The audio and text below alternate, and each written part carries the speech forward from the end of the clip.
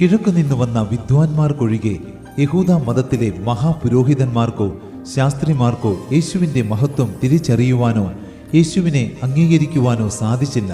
കാരണം വിരുന്നുകളിൽ പ്രമുഖ സ്ഥാനവും സിനഗോഗുകളിൽ പ്രധാന പീഠവും നഗരവീഥികളിൽ അഭിവാദനവും ഇഷ്ടപ്പെട്ടിരുന്ന അവർ യേശു രാജാവായാൽ ആ സൗഭാഗ്യങ്ങൾ നഷ്ടപ്പെടുമോ എന്ന് ഭയപ്പെട്ടിരിക്കും. അതുകൊണ്ടായിരിക്കാം യഹൂദന്മാരുടെ രാജാവായി പിറന്നവൻ എവിടെ എന്ന് വിദ്വാൻമാർ ആരാഞ്ഞപ്പോൾ ഹെരോദാവും യെരുശലേം മുഴുവനും അസ്വസ്ഥമായത്. എന്നാൽ വേദഗ്രന്ഥത്തിൽ അഗാധമായ പാണ്ഡിത്യമൊന്നും ഇല്ലാതിരുന്ന ആട്ടിടയന്മാർക്ക് സ്വർഗീയ ദർശനമുണ്ടായി. അവർ യേശു പൈതലിനെ കാണുകയും ചെയ്തു. അതുകൊണ്ട് തന്നെയാണ് അന്ന് മറിയ ദൈവത്തെ സ്തുതിച്ചുകൊണ്ട് അവൻ പ്രഭുക്കന്മാരെ സിംഹാസനങ്ങളിൽ നിന്ന് ഇറക്കി താണവരെ ഉയർത്തിയിരിക്കുന്നു എന്ന് പറഞ്ഞത്. അതെ സ്നേഹിത, അഹങ്കാരിയായ ജ്ഞാനിയായിരിക്കുന്നതിനേക്കാൾ നല്ലത് താഴ്മയുള്ള ഒരു ഭക്തനായിരിക്കുന്നതാണ്.